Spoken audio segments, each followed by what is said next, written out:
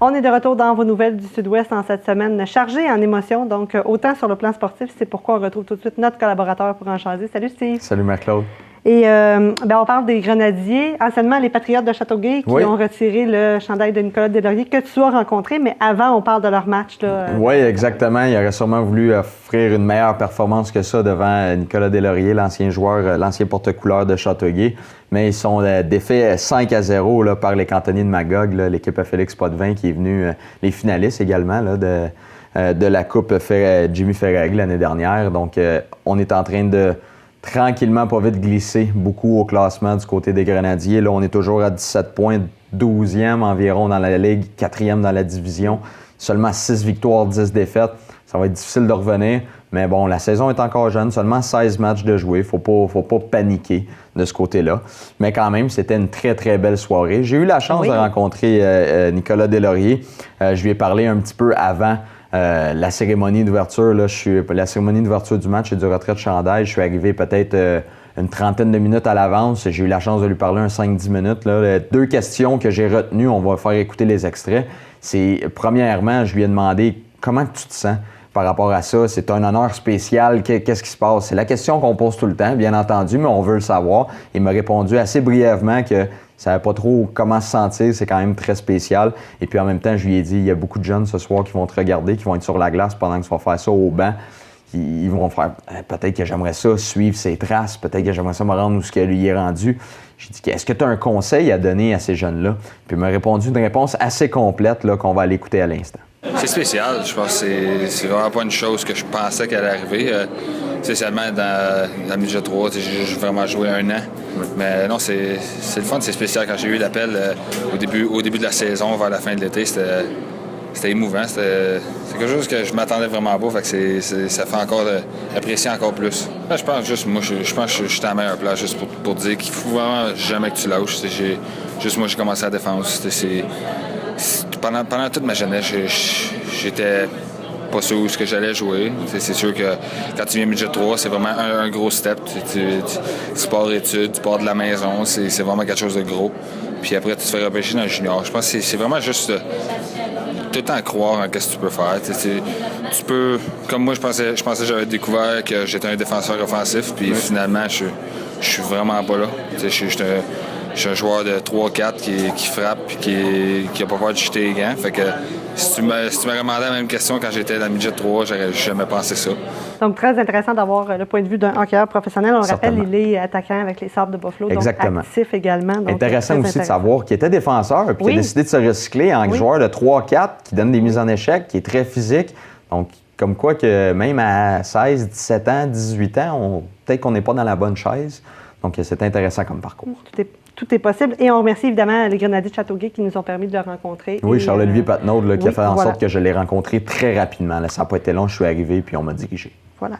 Et au niveau du Canadien, il y avait un match hier soir, donc victoire, là, pas par la peau des fesses, mais à la dernière minute. Assez difficile, c'est pas un match qu'il méritait. Un petit peu à l'image du match contre les Flyers. Bon, on ne reviendra pas sur le match de vendredi, bien entendu, on en a assez parlé. C'est un 10-0. Philippe Danault, c'est une phrase que j'ai bien aimée au cours de la dernière semaine. Il a dit « J'aime mieux d'en perdre une 10-0 que d'en perdre 10 par un but. Et c'est très vrai. On passe à autre chose, c'est terminé. Carey Price n'a même pas voulu répondre à certaines questions après 2-3, c'est fâché un peu. Même chose pour Michel Therrien.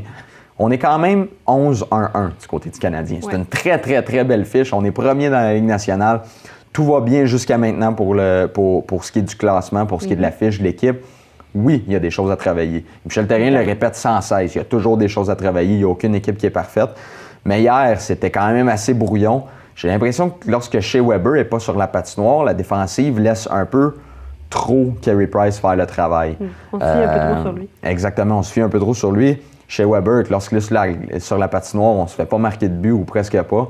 Et puis ensuite, si jamais il fait une erreur, il y a un Carey Price en arrière qui peut faire le travail. Mais les autres défenseurs, on dirait qu'on est un peu trop confiants. On est en train de s'en rendre compte. Paul Byron, en entrevue d'après-match au centre de la glace, lorsqu'il était la première étoile, la deuxième étoile du match, pardon, il l'a dit. Il dit on a confiance en notre gardien, mais on le laisse un peu trop à lui-même. Donc, il faudra régler ça. Toujours est-il qu'on est très opportuniste du côté du Canadien. Pas beaucoup de lancers. Lorsqu'on a une chance de marquer, ça compte. Il faut bâtir là-dessus, bien entendu, parce qu'avec les 2 dernières victoires, c'est pas très convaincant. Hier, encore une fois, 41 arrêts. contre les Flyers, ça a été semblable. On avait eu le match avant Columbus qui avait été un jeu blanc de 42 arrêts. Ça fait 6 matchs, je crois, qu'il disait qu'il accorde plus que 40 lancés. Donc... Il ne faut pas s'alarmer. Il faut pas. C'est pas la crise, c'est pas le bouton de panique tout de suite. Certainement pas avec le classement qu'on connaît présentement, la fiche du Canadien. Mais il y a des questions à se poser. Est-ce que certains joueurs sont dans la bonne chaise? Est-ce que certains en donnent assez? Mais quand même, c'est quand même une question de cohésion. Beaucoup de nouveaux joueurs qui se sont joints à l'équipe. La saison est encore très jeune. Ça va être intéressant de suivre ça. Voilà. Et un match demain également. Là. Je pense que c'est 3 matchs en 4 soirs. Oui, exactement. On va commencer contre les Kings. Là. Encore une très grosse commande, une équipe physique, rapide.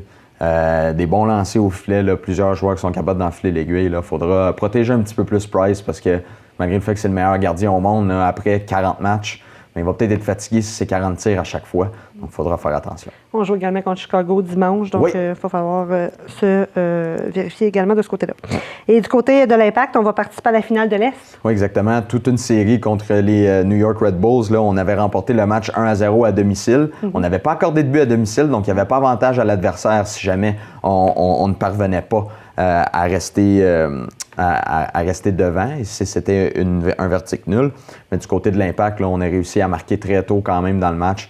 Au début de la deuxième mi-temps, si je ne me trompe pas. Un beau crochet du droit d'Ignacio Piatti là, qui a décoché un coup de pied du gauche. Il n'avait pas fait souvent cette saison. C'est souvent du droit qu'il décoche lorsqu'il est avec l'Impact. Avec son ancien club, il l'avait fait souvent. Et là, c'est un tir très puissant que le gardien aurait pu arrêter, mais il y avait tellement de puissance, ça lui a échappé des mains. Et également, ensuite, on fait rentrer Didier Drogba lorsque les Red Bulls essaient d'attaquer à n'en plus finir. On amène un certain doute dans la tête des défenseurs de l'équipe adverse. Hey, il y a Drogba derrière nous, il faudrait faire attention.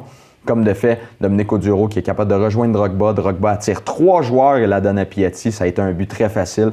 On se retrouve le 22 novembre contre les joueurs du Toronto FC au Stade olympique. Là. Ça sera très intéressant. C'est certain qu'il va y avoir une équipe canadienne en finale. Et ça, c'est réjouissant pour le Canada, pour le soccer au Canada.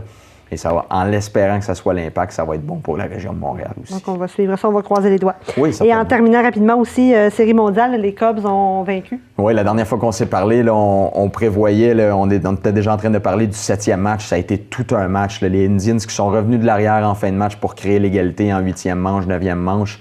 Et ensuite, les Cubs qui l'emportent en 10e manche. Et là, plusieurs personnes ont commencé à dire... Ah ben là, c'est le jeu des statistiques. Est-ce que c'était écrit dans le ciel que ça allait arriver? On gagne en 10e manche avec un total de 8 points. Il y a 108 coutures sur une balle de baseball. Ça fait 108 ans. Les gens ont commencé à faire des spéculations. Est-ce que c'était écrit dans le ciel? C'est la beauté du sport. On ne sait jamais quand ça peut arriver. Et je crois qu'il avait même prédit dans Back to the Future. Oui, exactement, où c'était pas loin. C'est ça, c'était pas loin, oui. Donc, merci Steve. On se reparle la semaine prochaine.